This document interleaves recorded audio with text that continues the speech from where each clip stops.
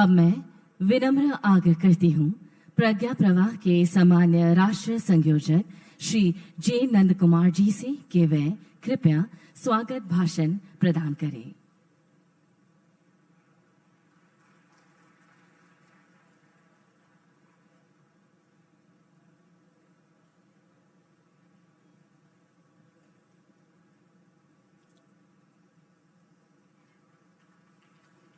मंच पर आसीन लोकमंथन कार्यक्रम के मुख्य अतिथि महामहिम उपराष्ट्रपति परमादरणीय श्री जगदीश धनखड़ जी, मंच पर गरिमामयी उपस्थिति के साथ विराजमान असम व नागालैंड के माननीय राज्यपाल प्रोफेसर जगदीश मुखी जी, मंच पर उपस्थित माननीय मुख्यमंत्री डॉक्टर हिमंत विश्व शर्मा जी, सभागार में उपस्थित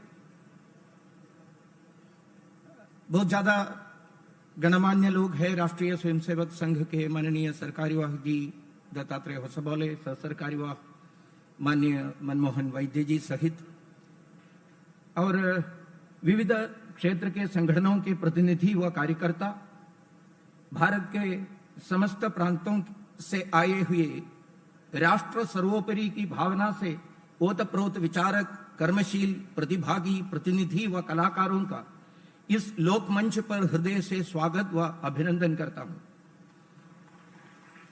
लोक को अपने आंचल में जीवंत रखने वाली मां कामाख्या को हम सब दीप के रूप में अर्पित होने आए, जो उनके द्वारा प्रदत्त लोक संस्कृति का संवर्धन करेंगे।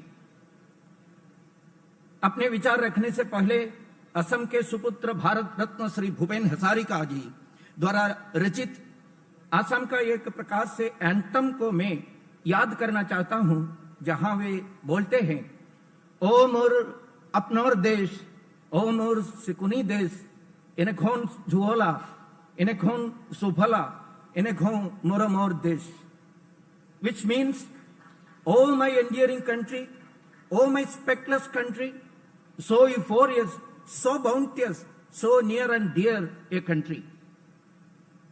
आसाम के संस्कृति संबंधित लिखे हुए ये गीत सही में पूरे भारत के लिए ही भी लागू है। वंदे मातरम जैसा भारत मातरम ही है ये गीत।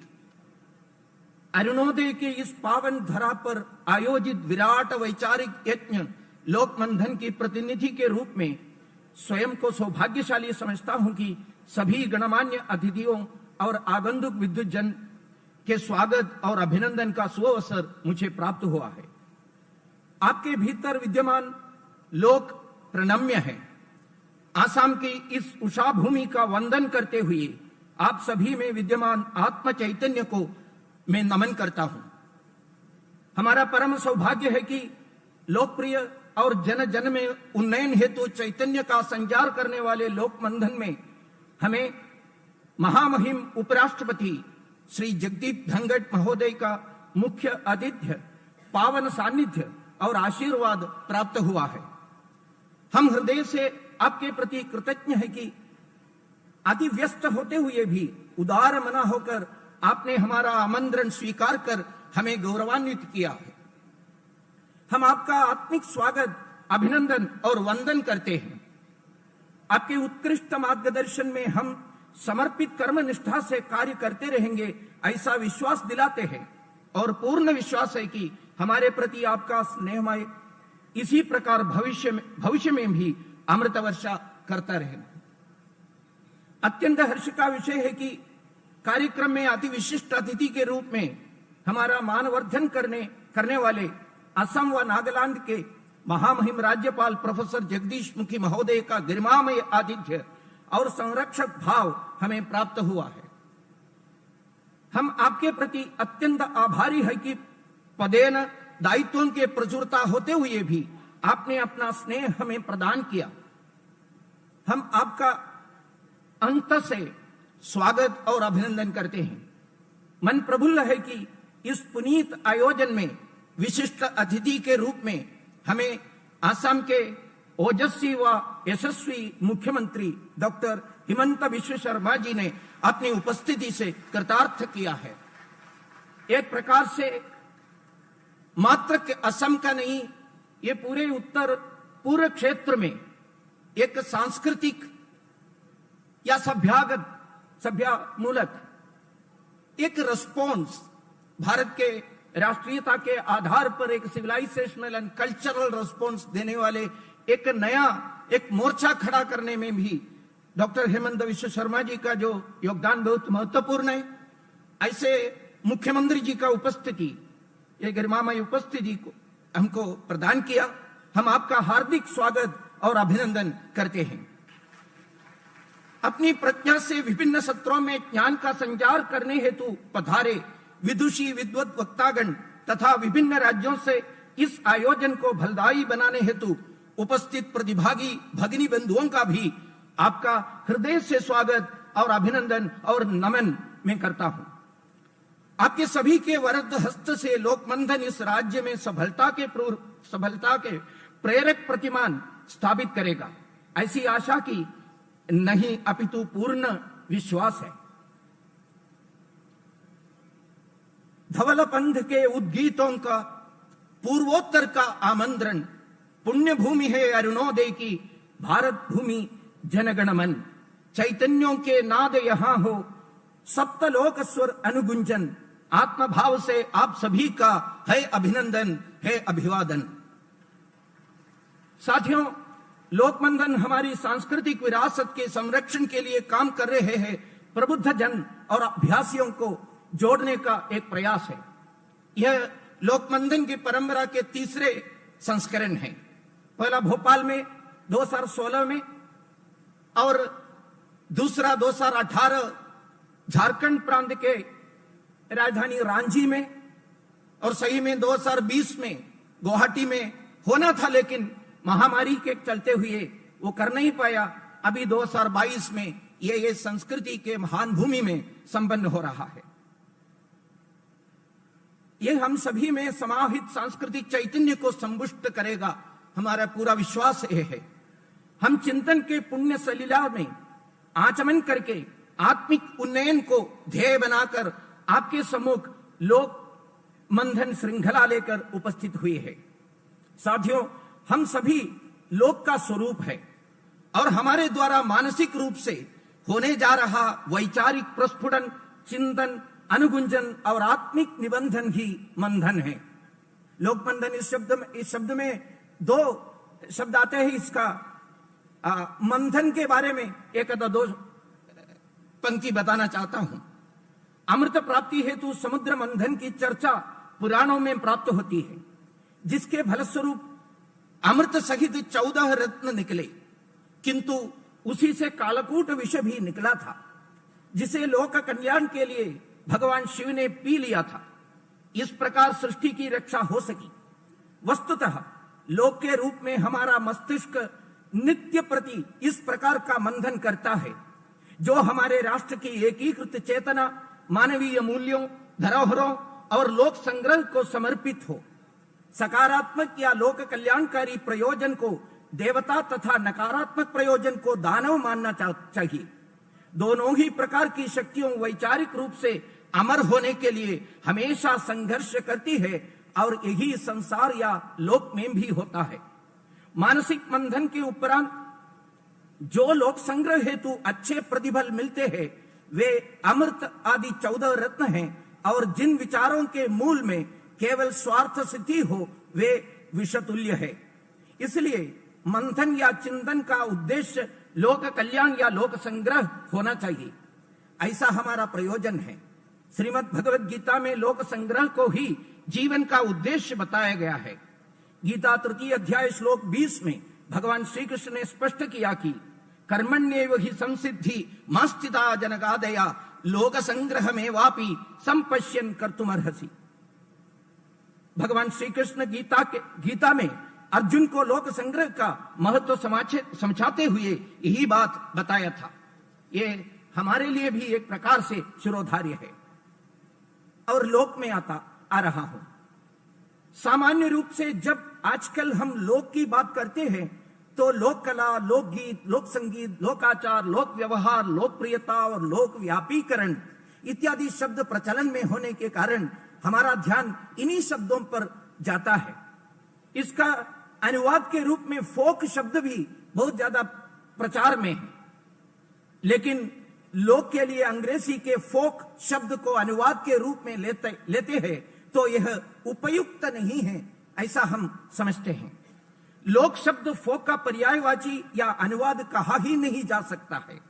फोक शब्द समाज को विभाजित करता है। विभाजित करने के लिए कुछ लोगों ने जानबूझकर फोक शब्द का उपयोग करते हैं। एक प्रकार से एक vertical divide in our society के लिए फोक का उपयोग करते हैं, जबकि लोग समग्रता के साथ प्रत्येक मनुष्य को दूसरे मनुष्य की चेतना के साथ संयुक्त करता है।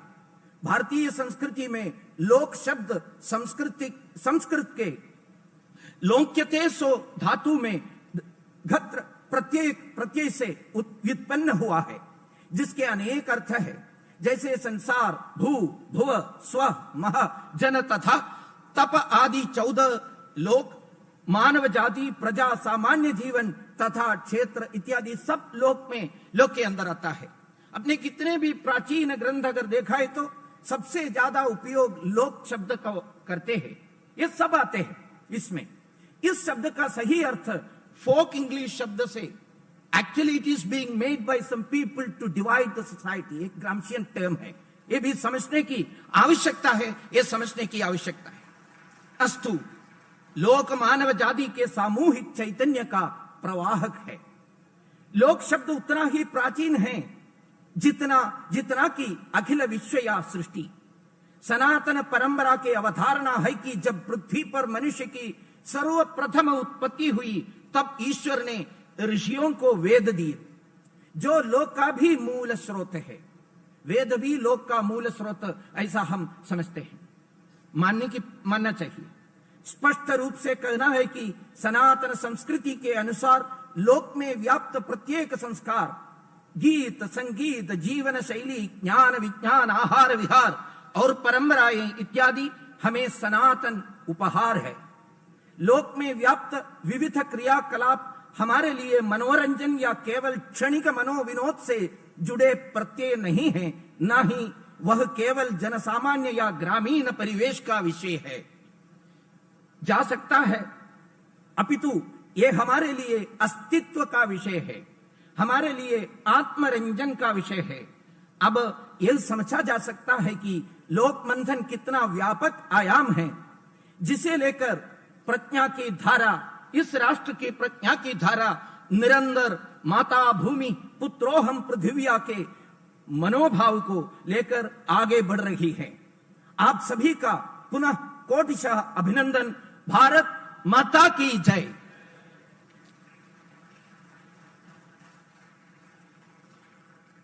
धन्यवाद महोदय। এতিয়া মই বিনম্ৰ অনুৰোধ জনাইছো আমাৰ আজিৰ এই সভাখনিৰ বিশিষ্ট সন্মানীয় অতিথি অসমৰ মাননীয় মুখ্যমন্ত্ৰী ডক্টৰ হিমন্ত বিশ্ব শৰ্মা মহোদয়ক তেখেতৰ বহুমূলীয়া ভাষণ প্ৰদান কৰিবলৈ।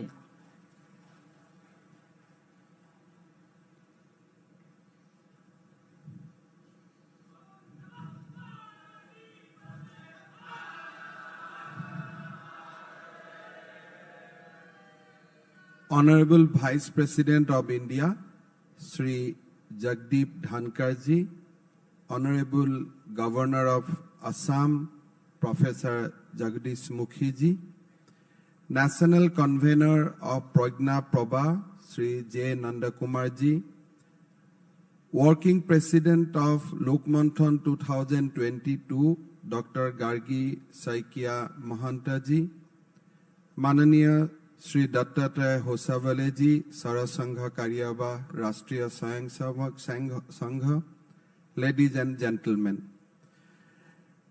प्रज्ञा प्रभा और intellectual forum for north east के साझेदारी और आसाम पर्यटन विकास निगम के सहयोग से आयोजित लोकमंथन 2022 के इस मंच पर उपस्थित होकर मुझे बहुत प्रसन्नता हो रही है।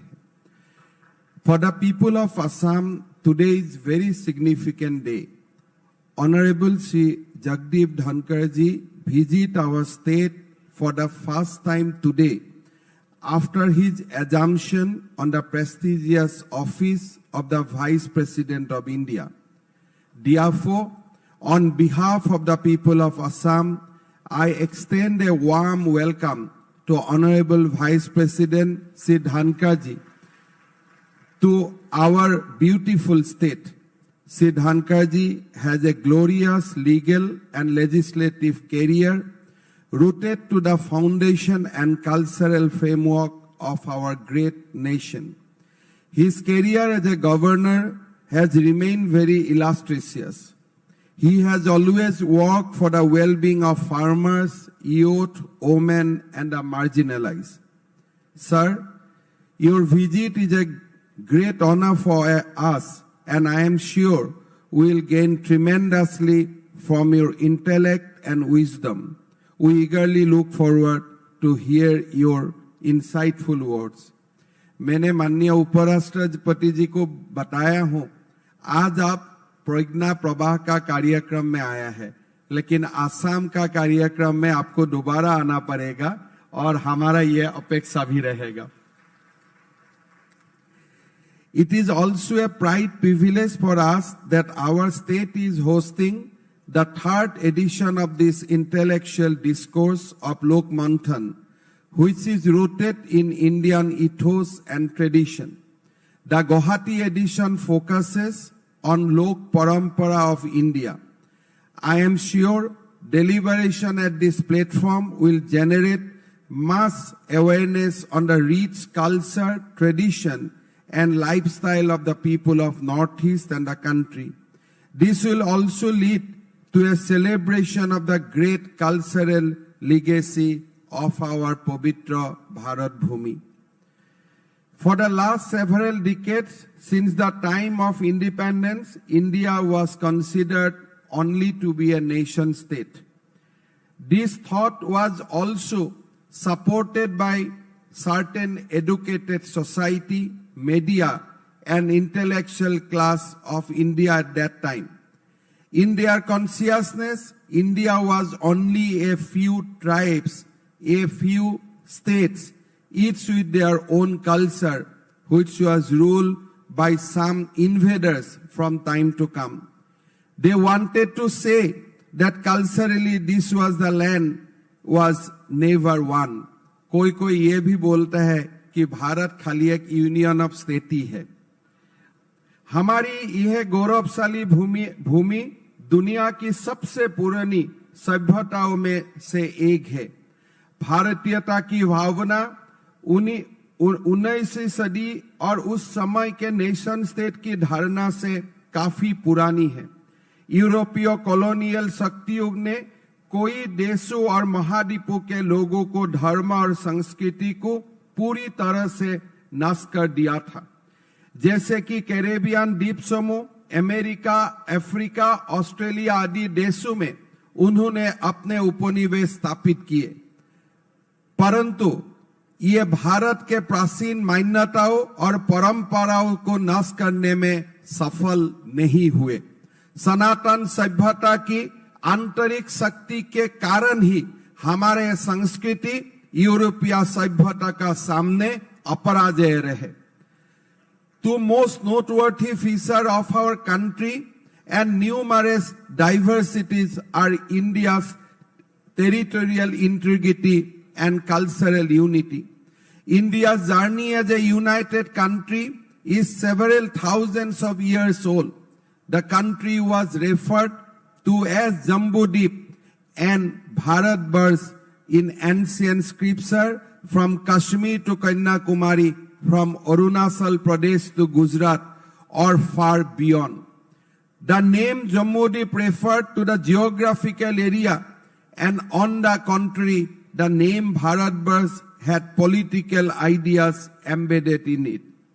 A major characteristics of Indian civilization is that it does not consider country only as an inert political entity.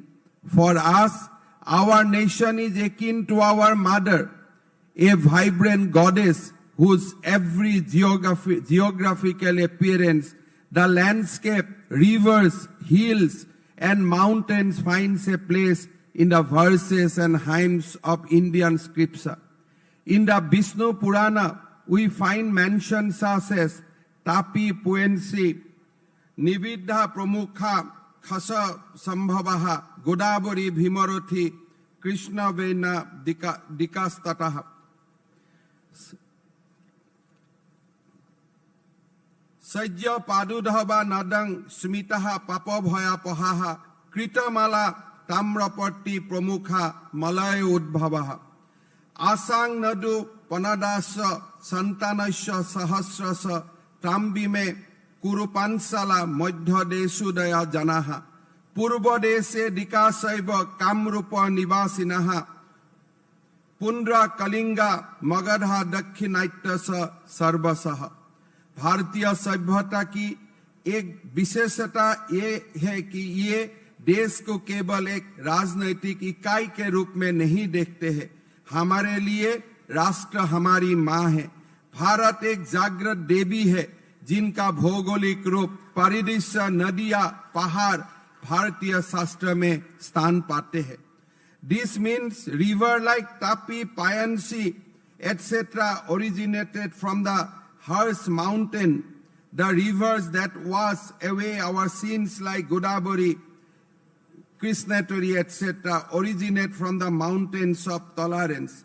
Some rivers like Kritamala and Tamaprami originate from the Malaya mountains.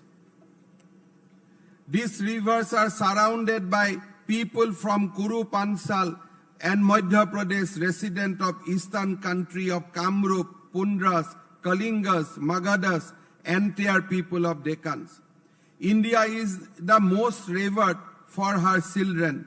Patriotism, unity, and love of the people is reflected in their prayer for the motherland. They say, Atra Janma Sahasranang Sahasyabapi Shattam Kadasit Lavate Jantu Manushang Punar Asasayan. This means after thousands of births, organism can rarely born here as a human beings on the strength of your good virtue. हमारे लिए राष्ट्र सबसे पूजनीय है। लोगों की प्रार्थना में मातृभूमि के लिए देशभक्ति, एकता और प्रेम झलकता है। It is because of this inseparable and inexhaustible relationship between the territory of India and Indian civilization that Bharat Mata is considered a living entity. This is why the people of India look for God in every geographical appearance of India. This is why the tradition of pilgrimage since ancient times is a special characteristic feature of Indians. Almost every geographical appearance of the hills, mountains, lakes, and rivers of India is the source of pilgrimage for Indian. This sense of devotion towards its geography instilled in the minds of the Indians has given rise to a cultural unity, keeping the diversity alive. This is the idea of India. The idea makes Indians proud as citizens of a living civilization. The stream of civilization which has been following since ancient times through the prayers and tradition of the people. In the 15th century of Assam, Vaishnavite saint Mahapurush Himanta Shankardeva came into contact with larger Indian culture and wanted to unite the entire region with Sanatana civilization. This great saint visited various shrines in India and came in contact with many scholarly saints of the mainland in the midst of Indian culture. Mahapurush Himanta Shankardeva could see the reflection and echo of the Assamese art and culture.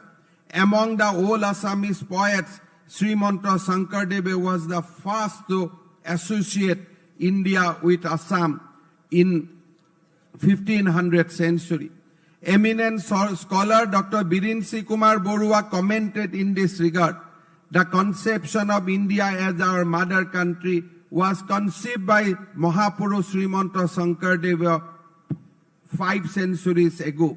He wanted people to feel proud of being born in his holy country of Bharatvarsh, as India provides an immense opportunity for development of man's moral and spiritual potentialities. Repeatedly did he emphasize the glorious and spiritual experience of India. By translating Bhakti Ratnakar into Assamese, he named a chapter in its Bharat Bhu Prasankha, meaning in praise of Bharat Bhumi.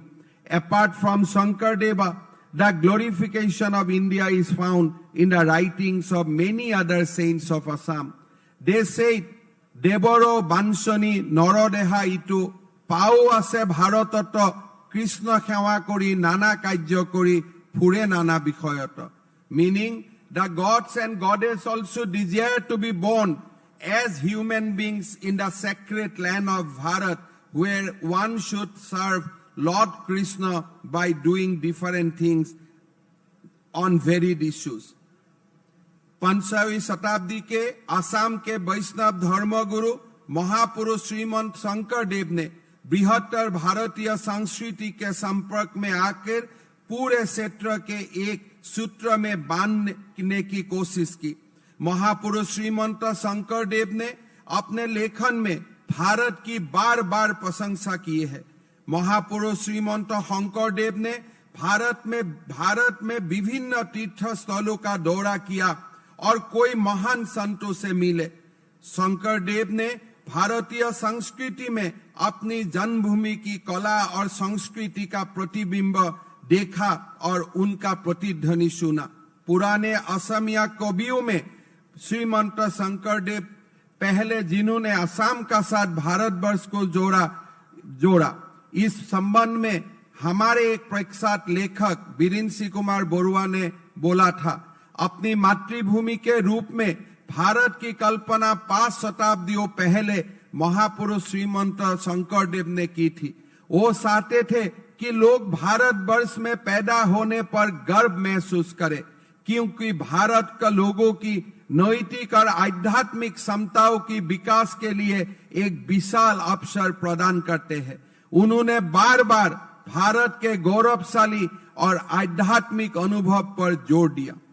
Based on the strength derived from the ancient ethos of our great nation, today Honorable Prime Minister Shri Narendra Modi spearhead the movement of Punarnirman of Bharatvarsh. This movement is for resurgence of country's 5,000-year-old culture and civilization. This movement is for achievement of right and dignity for the underprivileged and fulfillment of dreams of crores of Indians. This movement is also for establishment of a powerful image of India in the global landscape and emergence of the country as Biswa Guru. On such backdrop, I would also like to dwell into cultural heritage of North East India, which has continued to enrich great Indian civilization since ancient times. The Northeast India is blessed with nature's bounty in abundance. This mystic nature, the myth, the legend, the wildlife, varied flora and fauna make it one of the most diverse biodiversity hotspots in the world. This region is home to numerous ethnic groups having distinct culture, language, tradition, heritage, food habits, and lifestyle. This makes the region incredibly vibrant and colorful. Though the people in our region practice different customs, tradition, and beliefs, one thing that binds us together is the common identity as Indian. The Northeast India has a rich folk tradition which include folk art, crafts, costume, custom, belief, traditional medicine, recipe, music, dance, games, as well as folk literature, which are better described as verbal art.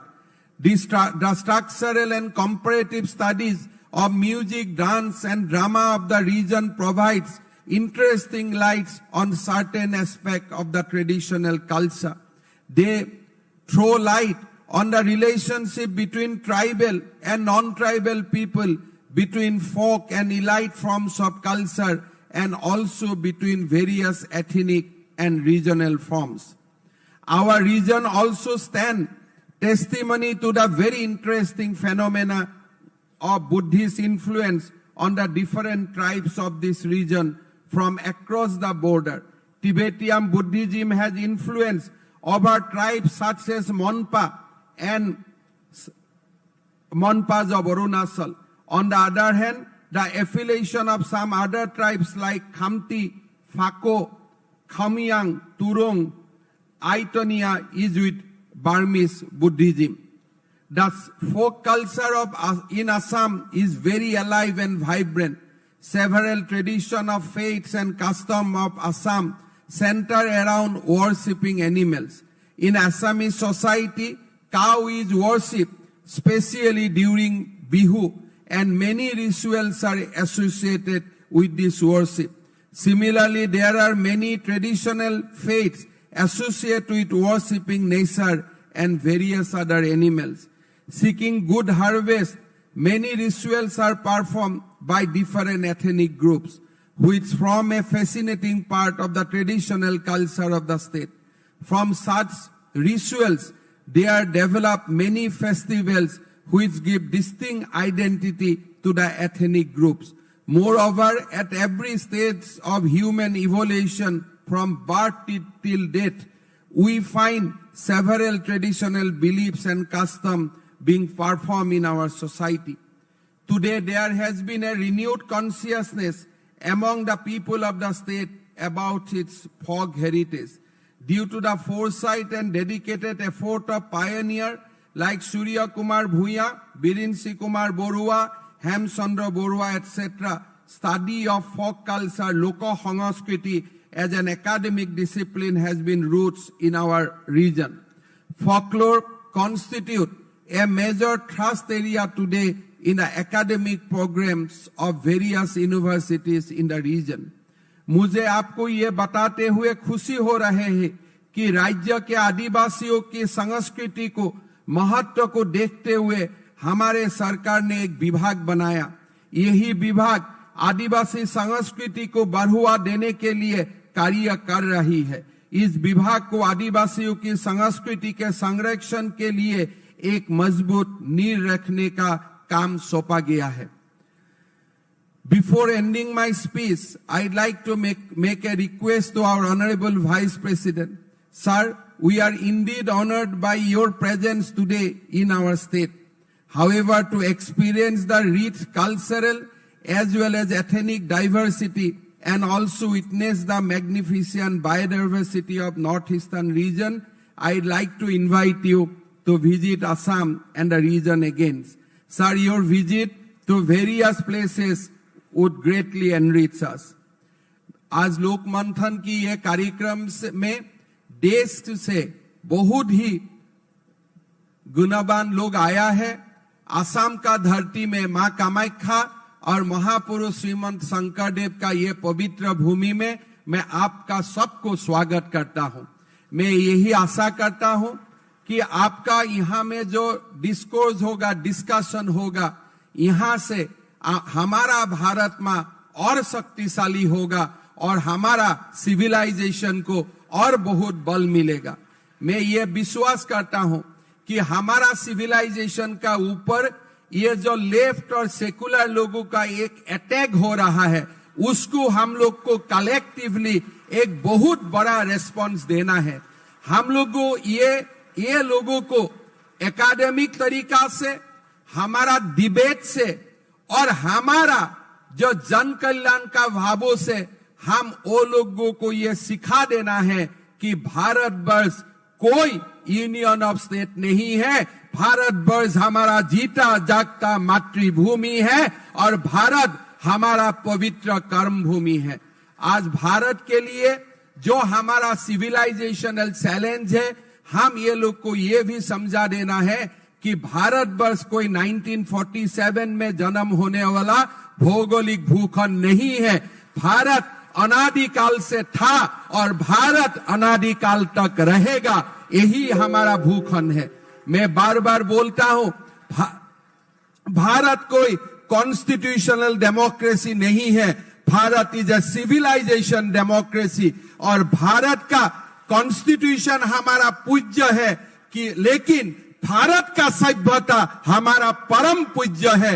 यही चिंता और भावना को लेके हमको आगे बढ़ना है। पुनः आपको सबको ये महान भूमि से मैं स्वागत करते हुए मैं मेरा वाणी को विराम देता हूं। बहुत बहुत धन्यवाद। भारत माता की जय।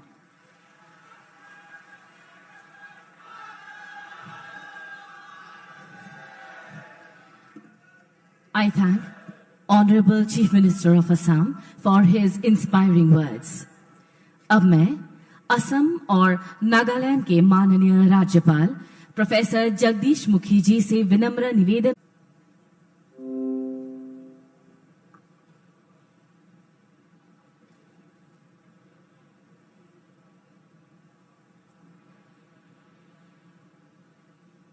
Honorable Vice President of India, Shri Jagdeep Dhankhar ji, Honorable Chief Minister Dr. Himanta Biswa Sarma ji, आदरणीय अखिल भारतीय संयोजक प्रज्ञा प्रवाह श्री नंद कुमार जी,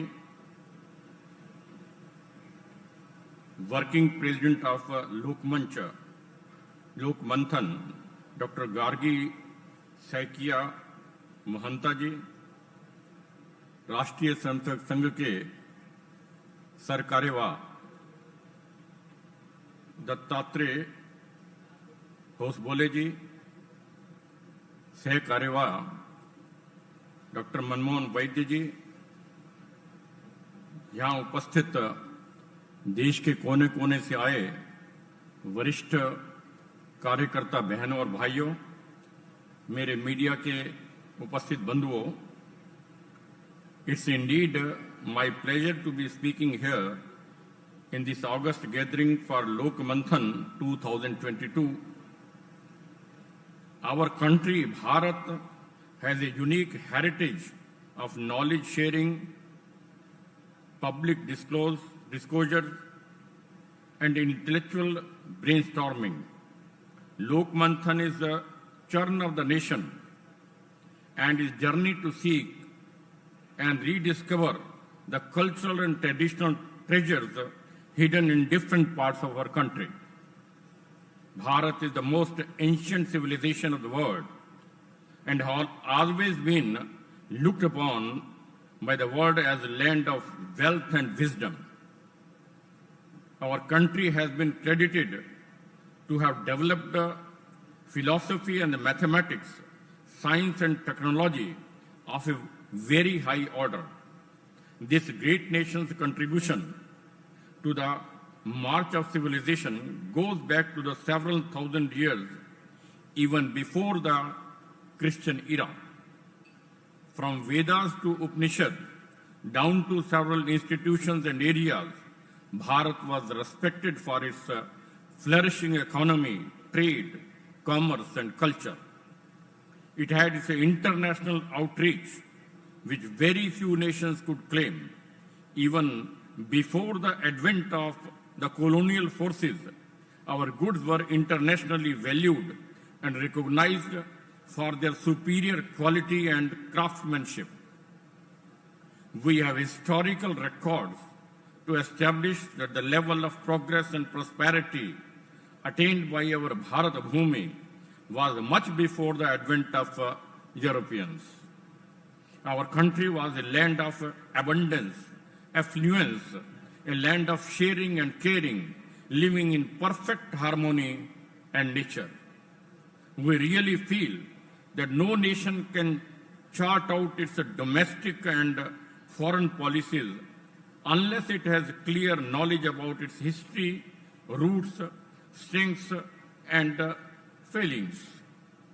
For the last few centuries, however, our country was in state of myopic vision, facing political, social, cultural instability, which not only had an impact on its socio-religious values, but also on economic prosperity.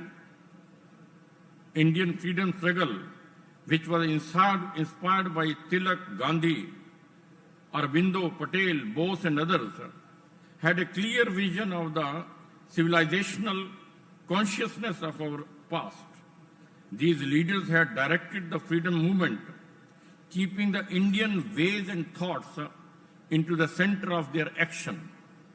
They had a vision to reconstruct the political and economic institutions of India as an outcome of civilizational consciousness, which made India one country, one people, and one nation. After achieving independence, the leaders at the helm of the affairs seemed to have lost the spirit and vision which the freedom movement had evoked. They discarded the vision and adopted the institutional framework of administration created by the Britishers, which was quite alien to India's worldview. It is unfortunate that these leaders could not comprehend India's inner vitality, which was the main force responsible for India's survival despite several attacks and prolonged foreign rule. This parasitic view of the leaders during the country's independence from the British failed to rekindle the spirit of India. Even after 7 decades of our independence, the country has not been able to rediscover its innate vitality. As a result, in spite of being an olden civilization and young republic, the country was engulfed by a multidimensional crisis. However, the time is now changing fast to our favor and fortune. After coming to the end of affairs, we are now working very hard to reorient the policy and social system in concurrence with those strong points of Indian psyche, which I am sure will drive us to realize our future glory. We have kept the doors and windows open to have a clear understanding of the global scenario and how, without destroying our uniqueness, we can assimilate the best to regain our lost glory for our mission of Ek Bharat, Shrestha Bharat. I am more than confident we can definitely achieve this goal because we have committed workers, leaders, and dedicated framework that always motivate us to render our best and reach the height where no country could reach. We have leadership with strong determination and patriotic fervor. As Swami Vivekananda said, I quote, "All power is within you. You can do anything. Believe in that," unquote. Rightly said, the power lies in the people of our country, in the inner sanctum of Mother India. What is indeed is to ignite the spark, and Mother India would rise in her full glory. As Shri Ma had once said, the India had become the symbolic representation of all the difficulties of the modern mankind, but India will also be the land of its resurrection. From my core of my heart, I express my gratitude to the organizers for having selected Guwahati, the gateway of North East India, and other Southeast Asian nations to host Lokmanthan 2022, a colloquium of Nation First. You all know, North is a home to several beautiful tribes, sub-tribes, and ethnicities who have enriched our country with their unique culture, music, dance, and of course, their way of life.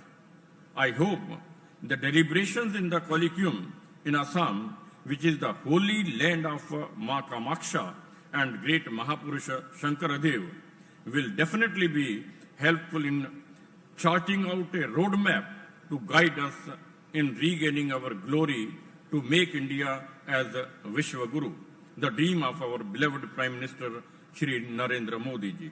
I once again thank all the dignitaries for their presence and persistence. Thank you. Jai Hind.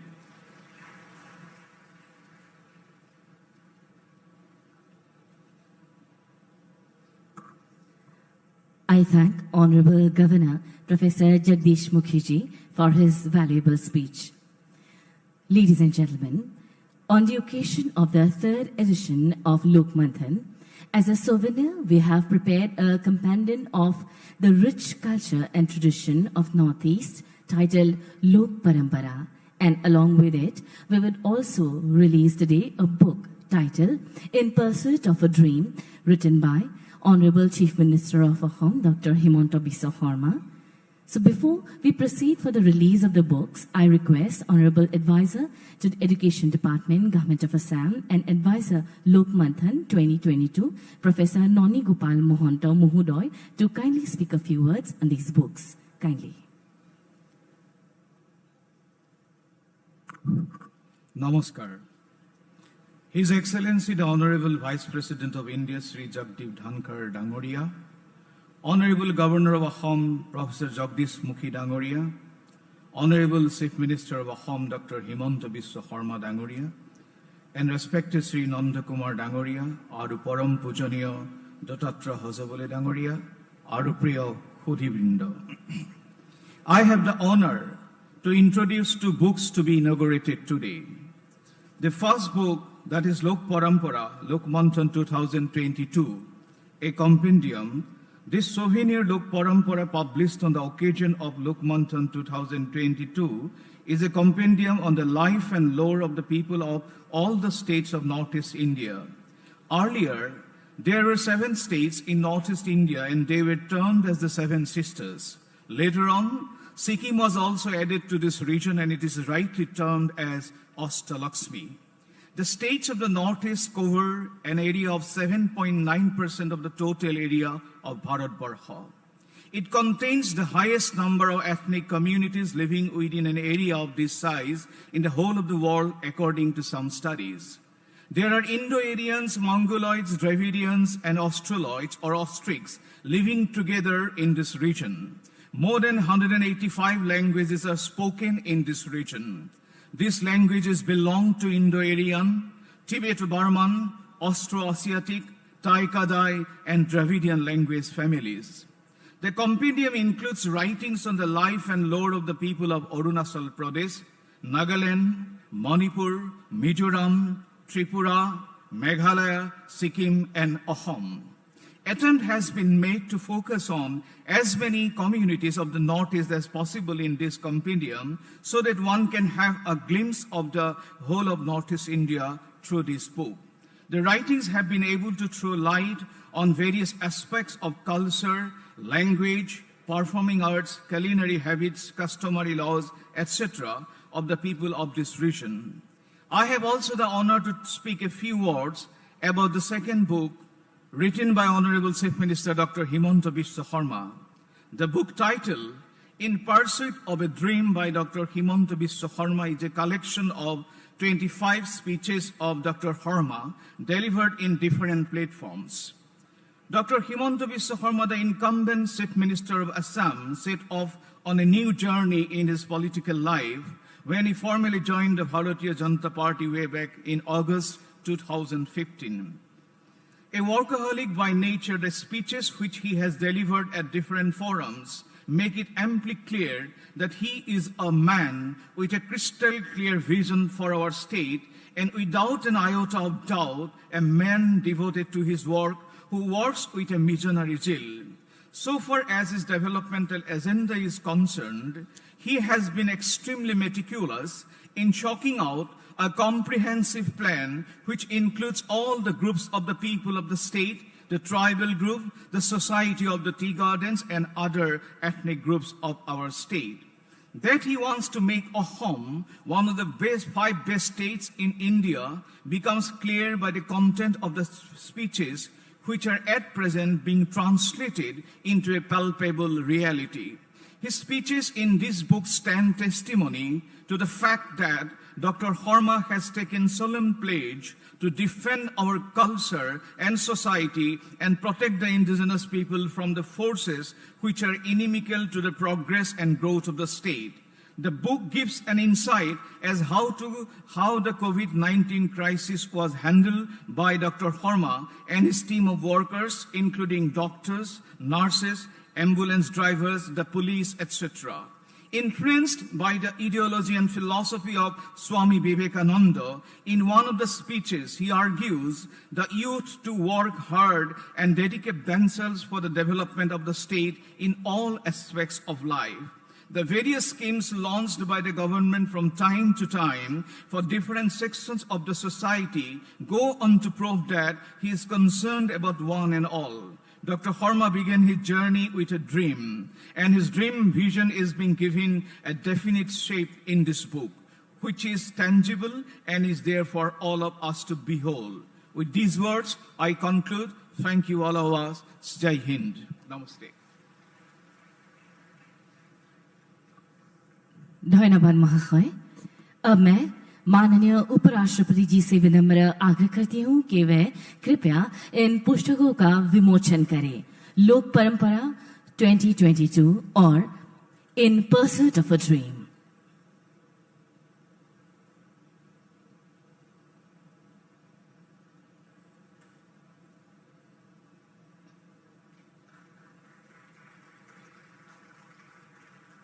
देवी और सज्जनों, लोक परंपरा 2022 और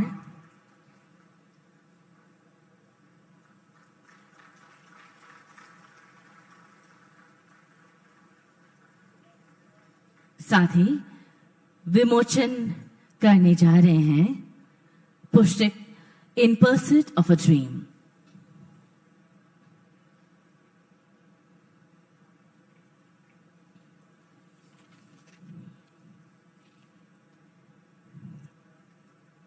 Here, Honorable Vice President of India is releasing the book written by Honorable Chief Minister of Assam, Dr. Himanta Biswa, In Pursuit of a Dream.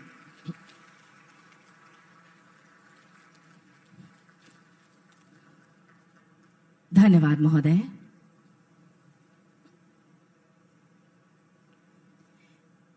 May I now take the honor of inviting our chief guest, Honorable Vice President of India, Shri Jagdeep Dhankhar ji, to kindly deliver his inaugural address.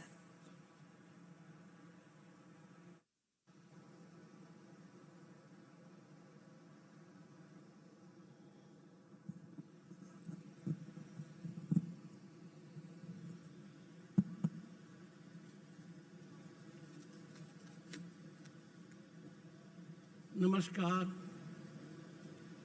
Greetings to everyone present here. Honorable Governor of Assam, Professor Jagdish Mukhi ji, Honorable Chief Minister of Assam, Dr. Himanta Biswa Sarma, National Convener, Pragya Pravas, Shri J. Nand Kumar ji, Working President Lokmanthan 2022, Dr. Gargi Saikia Himanta ji, distinguished audience, congratulations to the artists who made available to us cultural fiesta indicative of richness of this region. Grateful to the Honorable Chief Minister for very kind words. These are contestable. He has invited me. I am known to accept invitations from friends. I await a formal invitation. I will be with you all.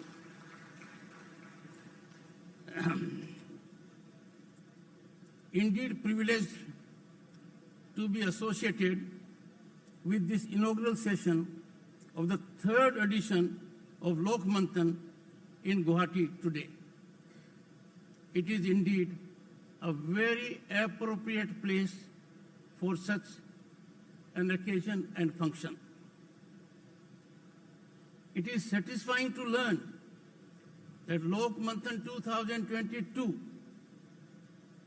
with the theme of Lok Parampara, is celebrating the culture and ethos of northeastern India and facilitating a dialogue between artists, intellectuals, and academicians drawn from various parts of the country to recognize many historical traditions of Bharat.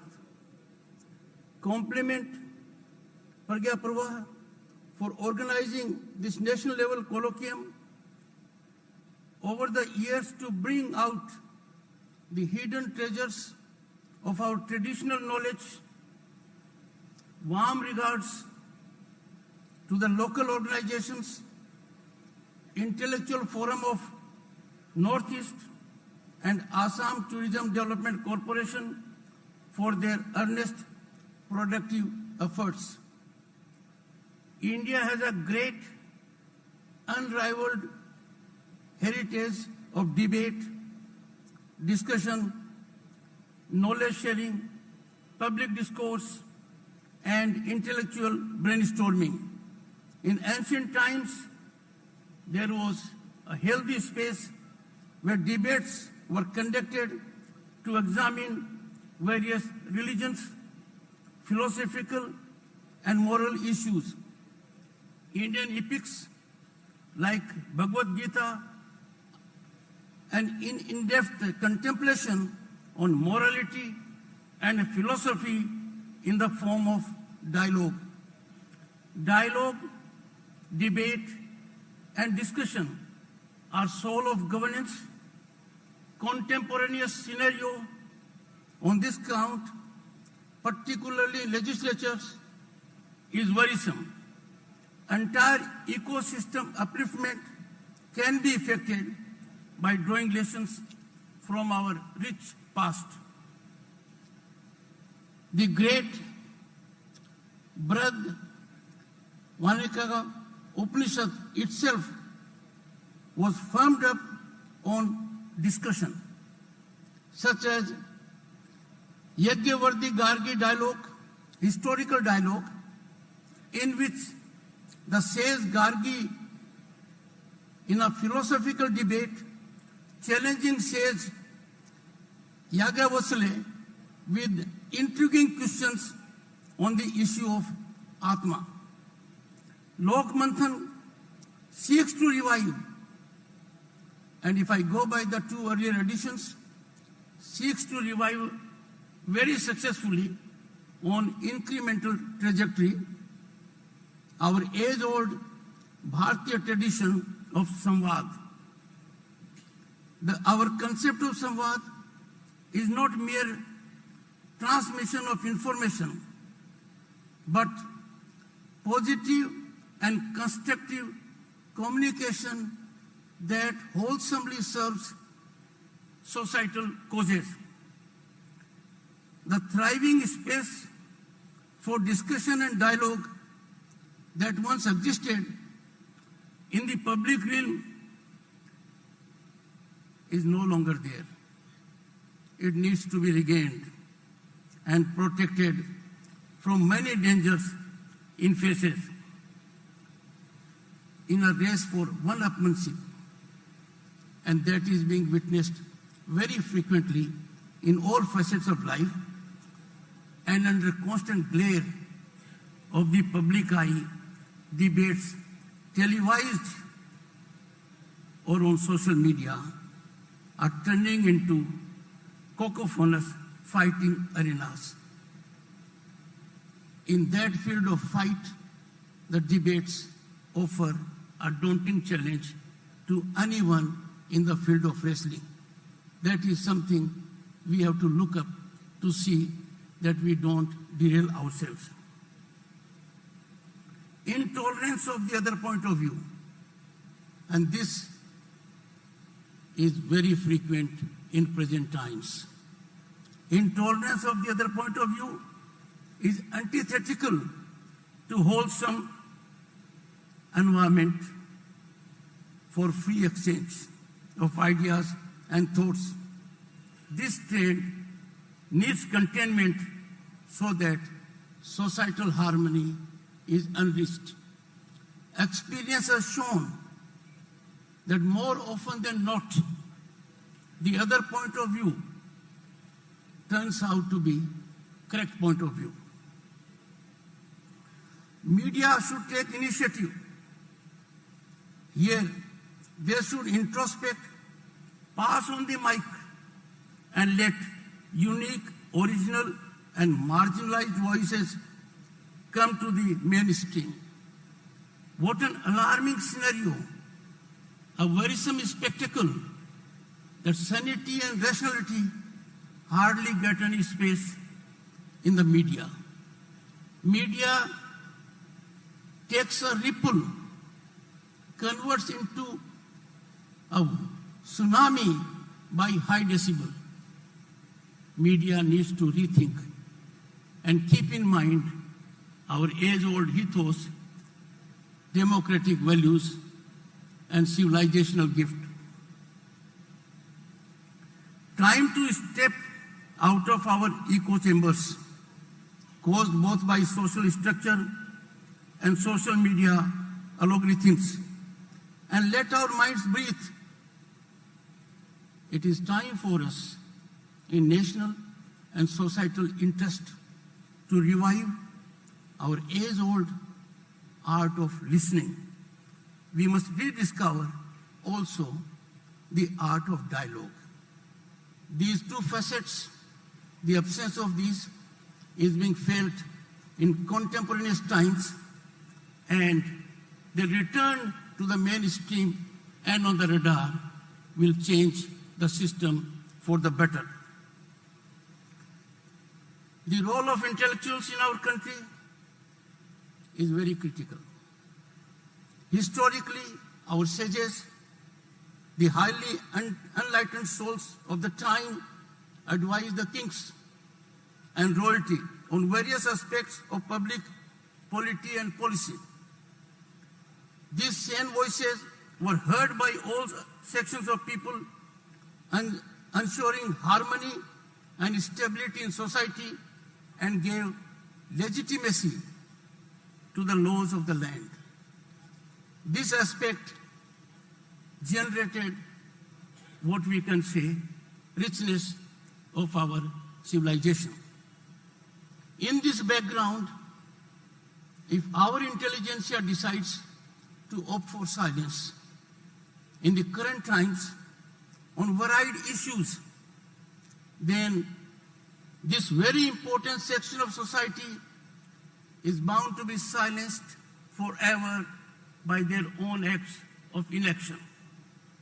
They must freely practice dialogue and deliberation so that societal morality and propriety are preserved. Silence of the intelligentsia is indeed baffling the kind of challenges the country and society is facing at this moment. They are not reflecting on that. It is time for intelligentsia to give directional approach to various issues by coming out, and if I may say so, playing on the front foot with a straight bat. Democratic values and human rights, and they are critical to any governance, any society, any system. They can blossom with intelligentsia adopting proactive stance of dialogue and discussion. I have noticed in various capacities I have been able to contribute for the nation that the silence resonated in my ears more than anything else. I could never figure out how can intelligentsia observe silence in a scenario of decimation of human rights and eclipse of democratic values. The primacy attributed to the freedom of expression in our Constitution, and this primacy did not obtain in most constitutions at the earliest occasion, is a testimony to the importance of free, spirited, and healthy discussion that we have long cherished. Freedom of expression is nectar of democracy. Under no circumstances we can compromise on this. This is non-negotiable, and if we depart from this concept, the consequences certainly will deprive us of sublimity and wholesomeness. The Constituent Assembly debates are replete with many enriching and intriguing dialects, and that illuminate India's founding fathers' emphasis on deliberative mechanism. This mechanism by itself paves way to resolution of many issues facing us today. Reflecting in the context of Constituent Assemblies, we must be aware they faced most intractable, difficult situations, and they were debated in a composed manner with respect to each other's point of view, and sometimes their points of view were not reconcilable. In the times we live, the theaters of legislature need to rethink. Their core work, their core values are being self-destroyed. If issues that are required to be deliberated, discussed on the floor of legislature come to be debated on the streets, that will offer a challenge which can be met only by restoration of decorum, discipline in the legislatures. The framers of the Constitution have envisioned a wholesome balance between three institutions: legislature, executive, and judiciary. None of these institutions can claim either dominance or primacy over the other. All these three institutions have to act in tandem and togetherness, in constructive harmony, realizing supremacy of the Constitution. In this situation also, the intelligentsia has a great role to play. And if intelligentsia undertakes, then synergical stance of these institutions will really help the country to a great extent. Be it from legal community, public representatives, the executive, or thinkers from civic society, each one has to ensure harmonious working of the three branches of the state through deliberative mechanism. Any transgression by one institution, howsoever subtle, howsoever non-invasive, has the potential to upset the apple cart of democratic governance. While the primary responsibility lies with those at the helm of affairs of these institutions, I can say a greater responsibility lies with the members of the civil society and thinkers, intellectuals. Another concerning trend that has to be curtailed is the problem of pseudo-intellectualism. One is baffled that in our country, iconic status is accorded on parameters that have no rationale, on parameters that are generated by event management. There is no scrutiny of this aspect. Can public space be allowed to be dominated by media-created or event-created giants, eclipsing the authentic repository of this particular category? I am sure people, thinkers, would catalyze a situation where this category that offers a challenge to the country which is on the rise from any corner of the globe every time something good is happening in the country. I wonder what is their premise of not sharing and enjoying the growth story of this country. The world is amazed that 90 crore people were fed by this country during COVID for nearly 2 years. The world is stunned that 250 million people could be part of banking inclusivity and get benefit. I know out of experience, as a young lawyer, the bank that gave me 6,000 rupees for my library made my life. Now, governmental systemic arrangement is you need to have an idea. Money is not a consideration, be it 250 million or 2,500 million. And I'm saying so because many have availed of this opportunity and given us some of these startling startups, genius of Indian mind. But this phenomena of being authentic, transparent, and accountable can be seen in one facet only, for instance, though it is available in several facets of governance. Recently, conferment of Padma Awards to deserving people through transparent process is a soothing aspect that has been widely acclaimed. I can share it with you.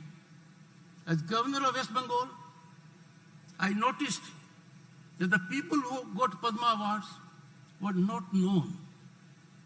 But the moment Padma Award was given to them, the society rose. Right person has been given Padma Award. And that is a scenario all over the country. Patronage is no longer a passage for getting Padma Awards. As a matter of fact, patronage should not be a passage to get anything in a democratic society if we have to realize the preamble of our Indian Constitution and right of equality and fundamental rights. As a people, we are bound by a common cultural thread that underpins and recognizes and resonates across all regions of the country, relevant at all times. This commonality of our entire nation is manifested in the life of our ordinary people. On this point, I would like to indicate a reflection made by father of the Indian Constitution, Dr. Ambedkar. I quote, "It is the unity of culture that is the basis of homogeneity. Taking this for granted, I venture to say that there is no country, I repeat, there is no country that can rival the Indian peninsula with respect to the unity of its culture," unquote.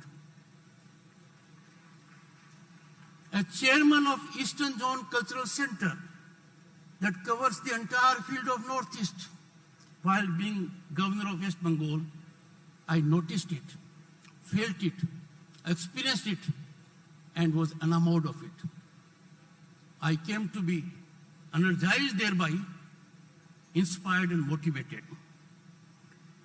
The beauty and strength of this indubitable cultural unity reflects in every facet of our national life, right from the mundane secular matters to the lofty spiritual aspects, from the songs sung by farmers during sowing season to our historic approach towards environment.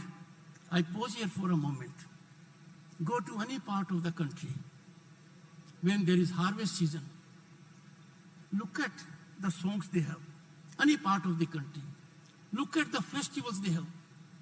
The name is different, the songs are different, the region is different, the language is different.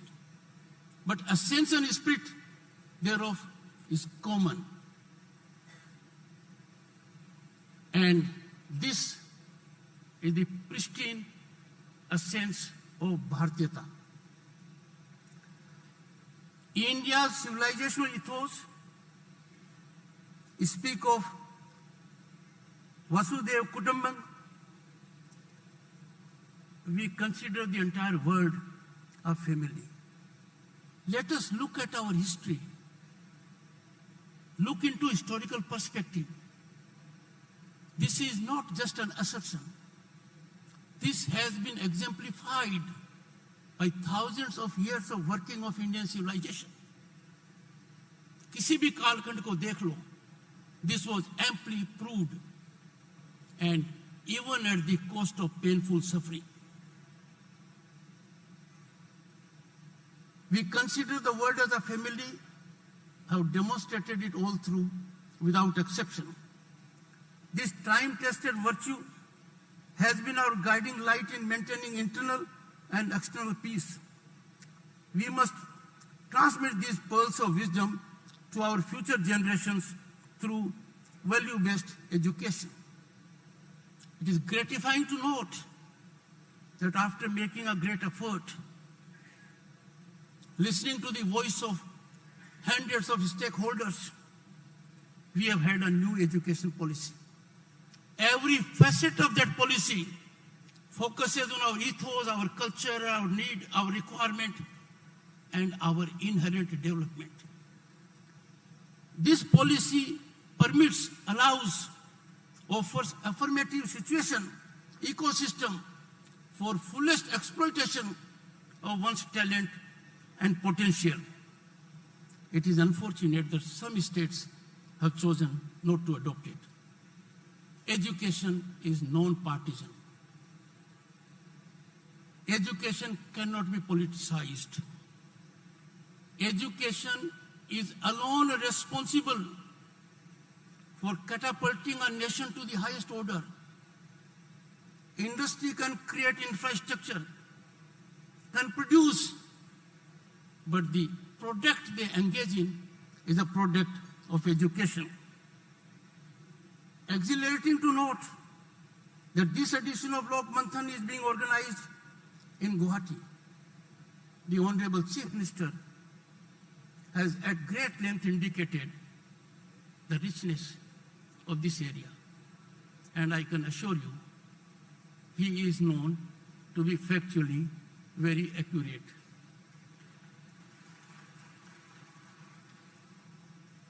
The Sanskriti of Bharat is something which is non-negotiable. We have no option to keep our nation first, to promote our Sanskriti, to believe in our Sanskriti, and those who think otherwise have a lot to answer. The diversity of cultural practices in the region are unmatched. I have never seen any part of the world where with such diversity there is harmony. And that harmony is principally premised on our cultural ethos. I have been to some countries of Europe, and for a longer time for assignment, the ethnic issues that dominate the scene of those countries have to learn much from this country, which has a digestible, inherently digestible mechanism to amalgate every other thought, and then the richness is revealed. The diversity of cultural practices in this region, as the Honorable Chief Minister indicated, is one of the best. He has indicated it is unmatched. It is so. They resonate with quintessential Indian values of peace, harmony, and universal brotherhood. I wouldn't digress, but indicate briefly that in the recent world turmoil situation, sane voice has emanated from Indian leadership, and that has evoked positive reaction and great respect. On a worldwide spectrum, there is recognition of that sane voice. As we march confidently into this century further, it is all the more peremptory for us to believe in our demographic dividend, our brilliant youth force. And the youth force for the present, fortunately, is unencumbered by colonial hangover. The demonstration of it is that thanks to Indian genius, even in global economic entities of the world, the leadership is in the hands of Indians.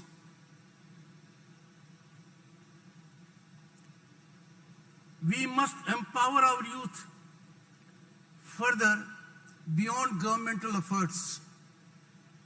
The government has engaged in great innovative steps.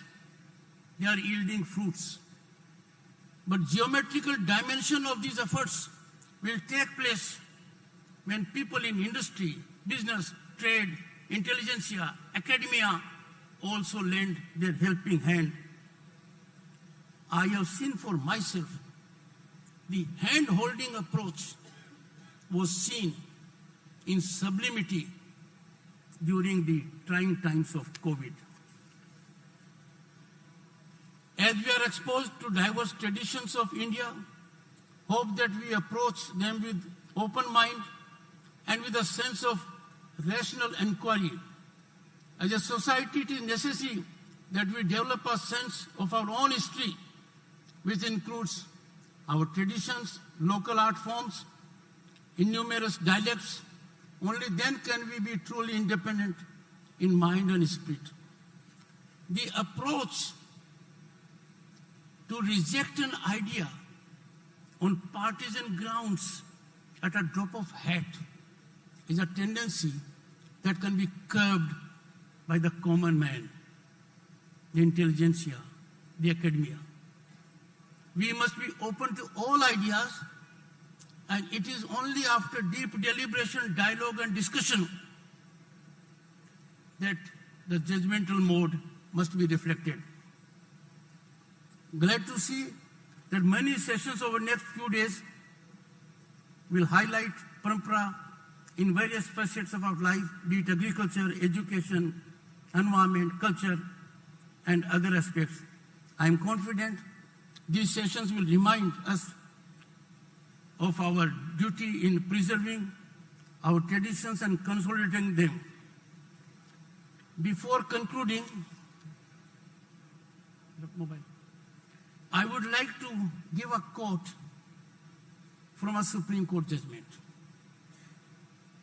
It is said quite often, your past never leaves you. Your shadow always accompanies you. So my being a legal professional, even though technically that part is suspended, I continue to be eklavya of that. I would therefore conclude, and for the reason that the wise thoughts have emanated from someone who has lived in this area for long. The judgment of the Supreme Court says, I am quoting, then I'll give the name of the author of the judgment. A professor of Cambridge, I'm quoting, a professor of Cambridge University is deeply engrossed in his studies, in his calm chamber. Professors are used to doing that.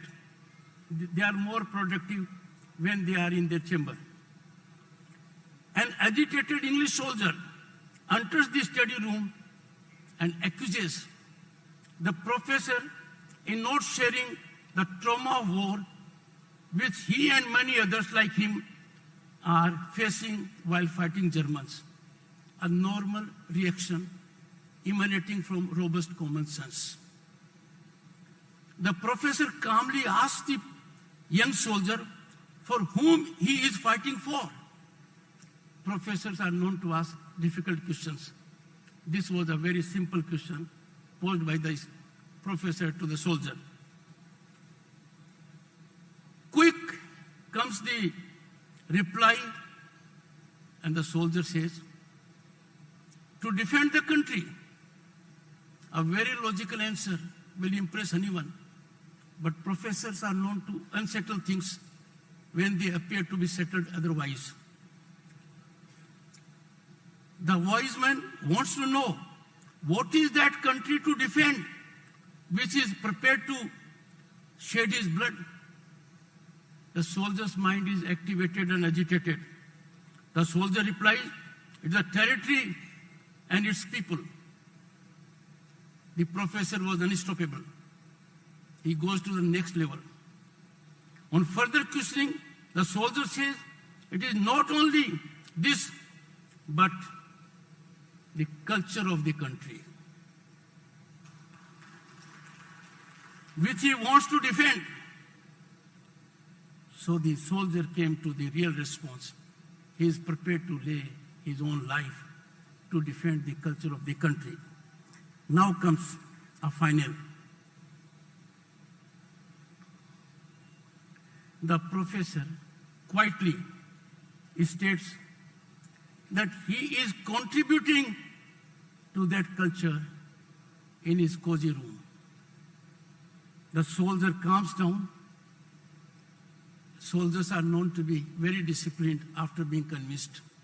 They obey the command of their officers, but for others, they only act when they are convinced. The soldier was convinced. So he calms down, bows in respect to the professor, and was to defend with more vigor the cultural heritage of his country, unquote. This judgment of the Supreme Court was in the context of relevance of Sanskrit language. And it was a two-judge bench, but it was authored by one who lived here. It was authored by one who enriched himself and gained from the cultural richness of this land, of which presently Biswa Sarma is the Chief Minister. And that is Honorable Mr. Justice B.L. Hansaria. Thank you so much to the organizers for affording me this opportunity for two reasons. One needs to be exposed to the enlightened reflections of such an organization. And secondly, for generating a lifelong connect with Lokmanthan. Thank you so much.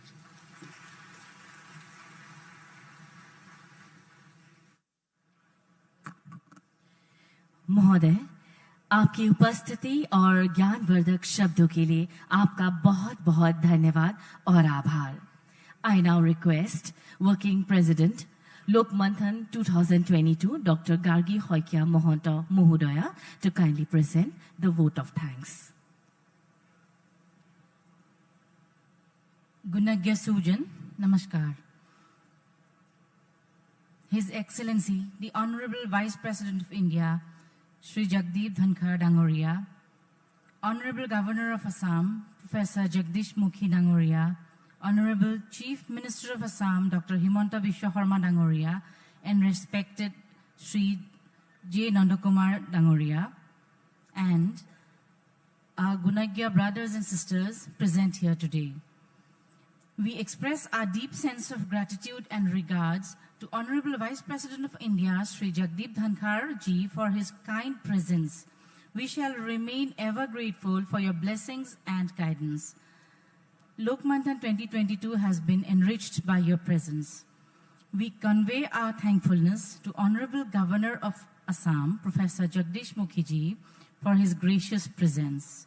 You are always with us whenever we request you for your guidance. Thank you, sir.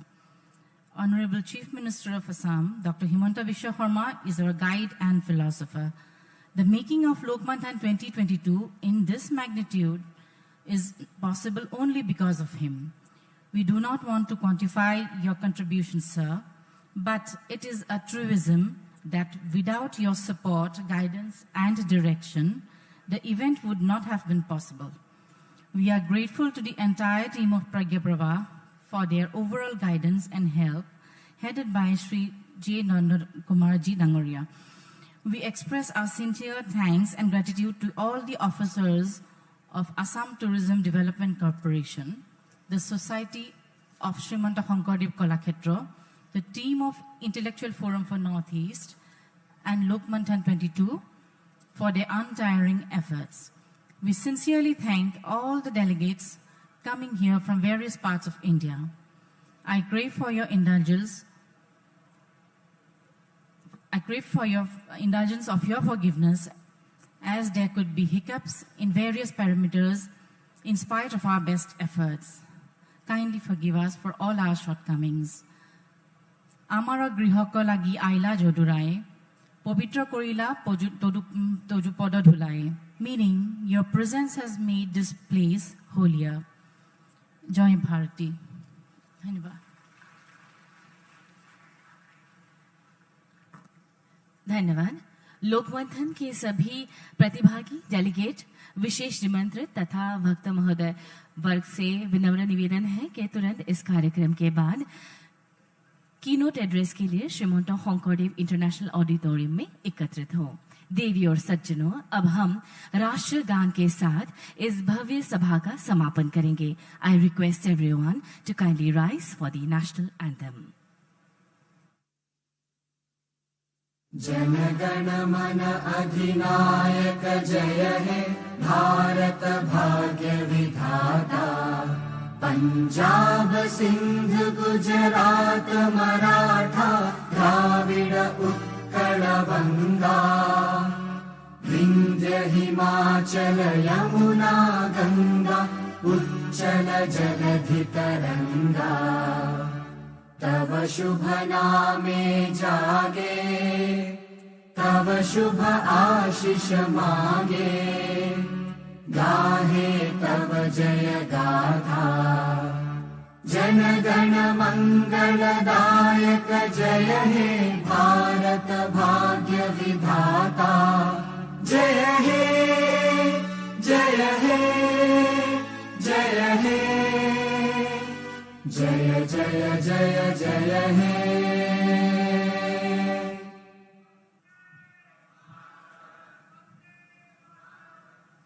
धन्यवाद। नमस्कार।